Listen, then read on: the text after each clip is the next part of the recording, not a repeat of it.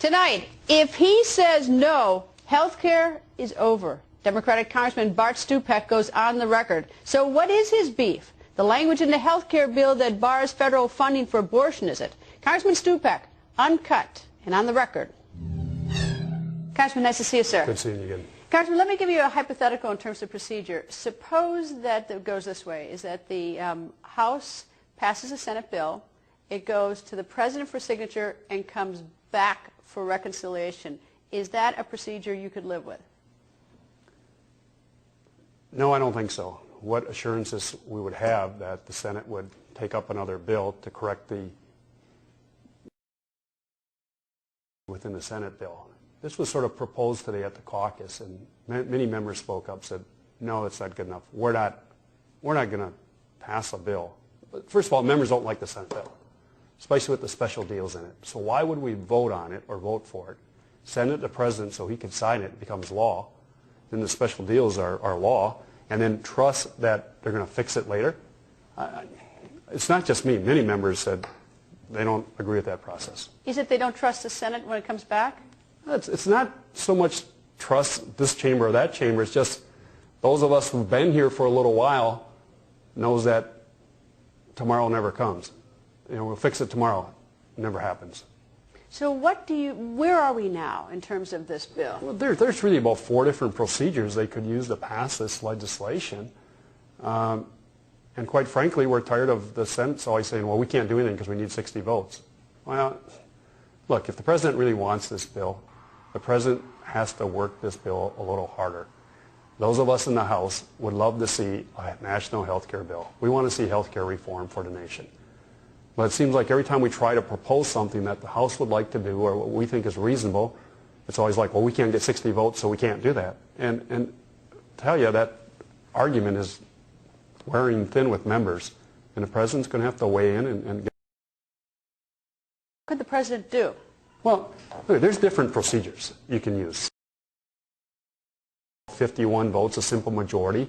You can do a corrections bill, enrollment correction bill, which needs only 51 votes. Would that be at the same time? Is that... It's sort of like a tie bar. It almost goes at the same time. And what the bill really says is it does not become law unless this other piece of legislation becomes law. So there's a protection there's a protection in there, and that's what members are looking for. The President worked with most of the Senate.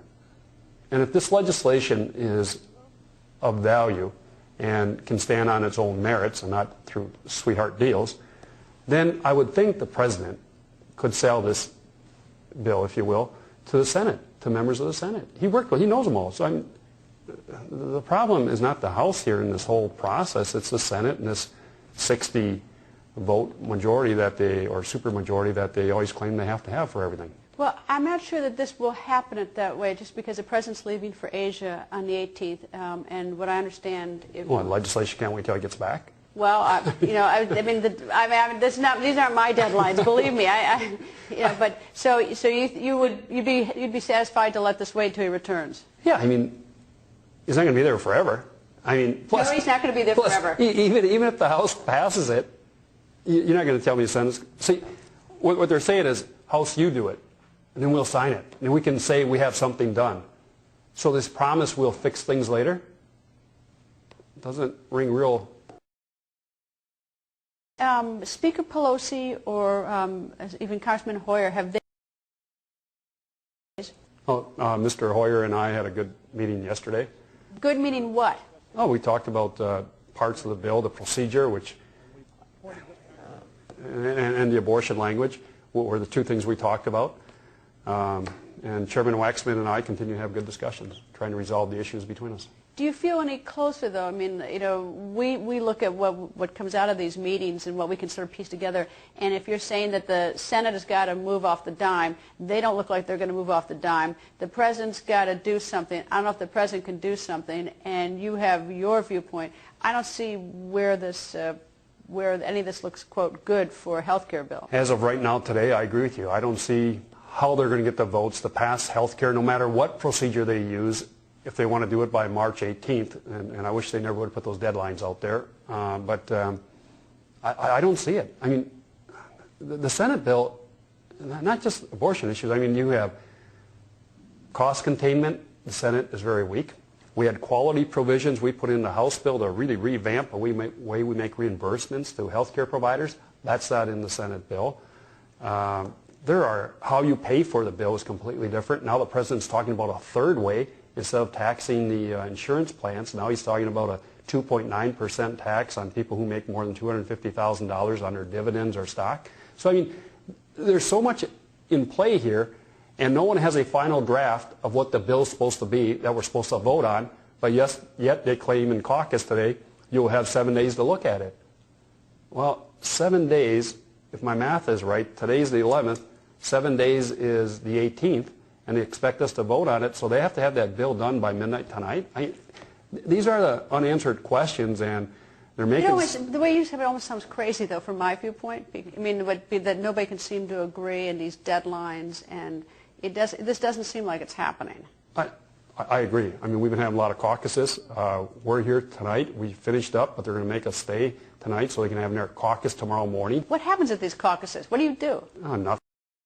Talk. And say like what? I mean, like what? You guys all sit in a room? And No. In fairness today, Nancy and Mindy Parle came in. That's the president's health advisor, and it said, "Here's what the president would like to see," and we think this will happen. And we'll say, "Well, can we see the score from CBO? You say it's going to cost this much. Has anyone independently checked those figures?" And they would say things like, "We'll get it to you," and we'll say, "When? If the clock is ticking on the 7 days we're supposed to have, when is all this going to occur?" And what's the answer when you say when? Well, we'll get it to you. That doesn't sound, that wouldn't satisfy, I think, many people. I guess we've been here a little while. That's the standard answer. Will they get it to us? Sure. But when? How long before we vote? Members are asking for information. These caucuses have been good in saying, here's what we're thinking. Here's the process, how we see it. Tomorrow is these procedures. You mentioned, well, we got to pass the Senate bill, goes to the president, he signs it, and then we fix it later. Tomorrow will be that discussion about whether or not members will accept it. And I can tell you right now, members are not going to accept that. We're not going to accept this. Trust me, we'll fix it later. There has to be something more.